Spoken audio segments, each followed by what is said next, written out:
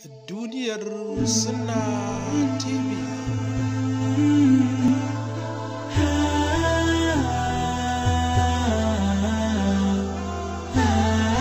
Idan yau ne farkon zuwanka, ka yi ƙoƙari ka danna subscribe, ka danna alamar ƙararrawa ka zaɓi on, domin samun bidiyoyi da zarar mun ɗaura.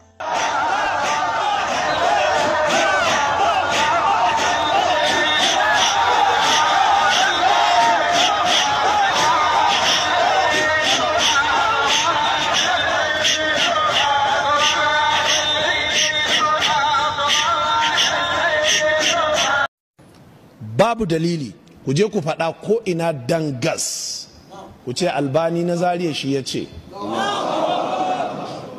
Babu inda aka ruwaito a hadisi cewa an haifi manzon Allah ranar 12 ga watan Rabi'in al-Awwal. Babu wannan kalubale ne na jefawa kowa, duk wanda ya gama zafin kai ya huce ka ce ya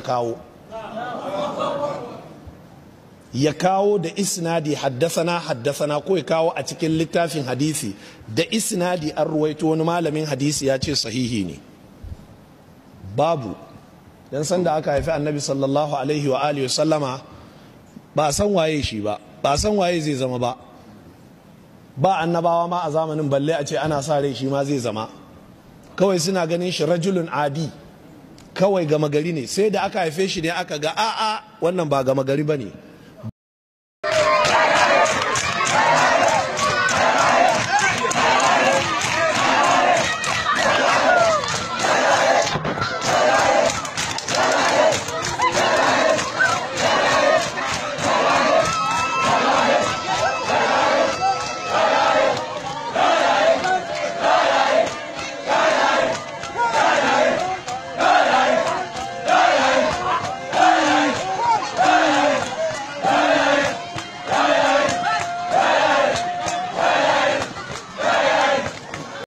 Taron maulidi ba a fara yin shi ba jama'a sai bayan shekara ta 500, sai bayan shekara 500 da fara musulunci jama'a.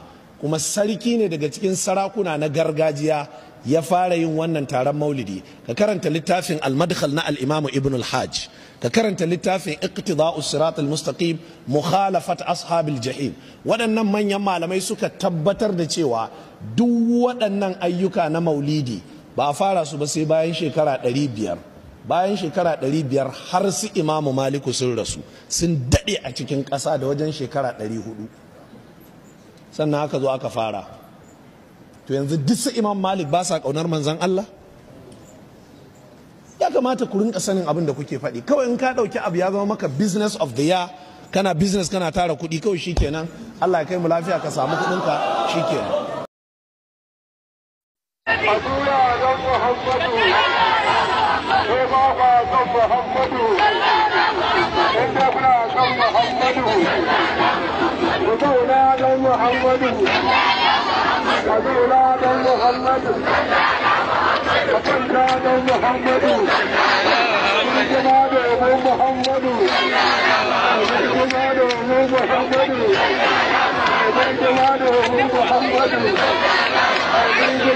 Duk wanda baya maulidin manzan Allah sallallahu alaihi wasallam ba musulmi bane. Ina yawan faɗin wannan domin maulidin manzan Allah sallallahu alaihi wasallam shine mujarradin murna da samuwan manzan Allah sallallahu alaihi wasallam. يستذكر المسلمون اليوم وفي كافة أنحاء العالم مولد رسول الله محمد صلى الله عليه وسلم الذي يأتي في 12 من شهر ربيع الأول. There is nobody on earth who is a Muslim who can say that I don't celebrate the birth of the Prophet sallallahu alaihi wasallam. But that celebration takes different forms.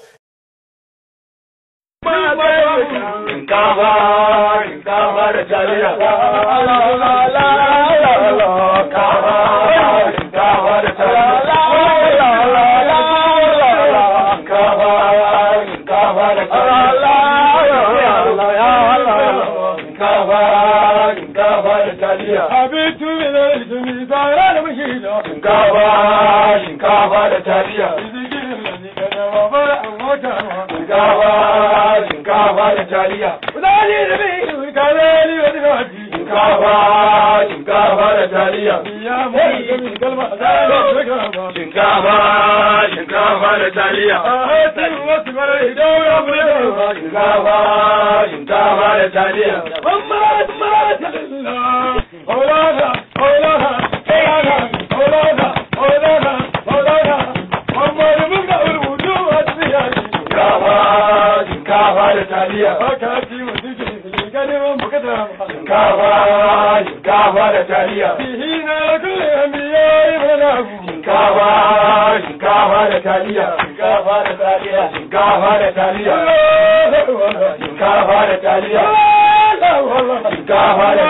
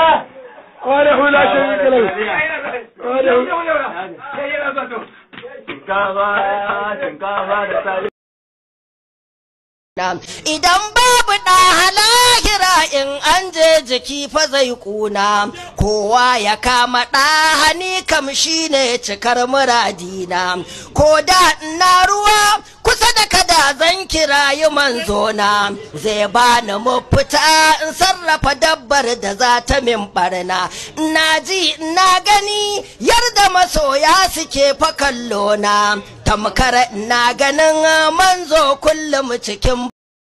Wannan ita ce wasiyar annabi ta ƙarshe ya bar duniya. Ya ce annabi na maimaita mana har harshensa ya yi nauyi ba ma jin me yake faɗa. Yana cewa ittaqullaha fi salah. Annabi yana cewa ku ji tsoron Allah akan sallah. Ku rike sallah da kyau. Ku rike sallah da kyau. Ittaqullaha fi salah. Annabi ya ce ku ji tsoron Allah, ku rike sallah da kyau. Wannan furucin annabi na ƙarshe a duniya. Ku ji tsoron Allah. Kafin ta kana buga kwano